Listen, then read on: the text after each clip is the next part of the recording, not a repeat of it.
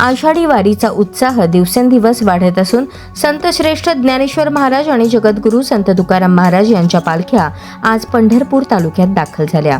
वेळापूरहून प्रस्थान केल्यानंतर ठाकूरबुवा समाधी येथे संत ज्ञानेश्वर महाराजांच्या पालखीचे पारंपरिक गोल रिंगण मोठ्या भक्तिभावात पार पडले। माऊली माऊलीच्या जयघोषात हजारो वारकऱ्यांनी हा सोहळा अनुभवला।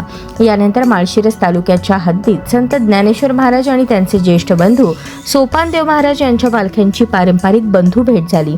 दोन्ही संस्थानांच्या मानकऱ्यांनी परस्परांच्या मानाचा नारळ आणि प्रसाद अर्पण केला। या भावपूर्ण सोहळ्याने उपस्थित वारकरी भारावून गेले। पुढे संत ज्ञानेश्वर महाराजांची पालखी भंडी शेगाव येथे मुक्कामी पोहोचली। दरम्यान जगद्गुरू संत तुकाराम महाराजांची पालखी बोरगाव मार्गे तोंडले बोंडले येथे पोहोचली। येथे वारकऱ्यांनी तुका म्हणे धावा आहे पंढरीस विसावा या अभंगाच्या गजरात पारंपरिक धावा करत भक्तीचा अनोखा उत्सव साजरा केला। त्यानंतर पालखी पिराची कुरोली येथे मुक्कामी पोहोचली। पंढरपूर तालुक्यात संतांच्या दोन्ही पालख्यांचे आगमन झाल्यानंतर प्रशासनाच्या वतीने प्रांताधिकारी सचिन थापे, तहसीलदार सचिन लंगुटे आणि गटविकास अधिकारी अमोल जाधव यांनी पालख्यांचे स्वागत करून वारकऱ्यांचे अभिवादन केले।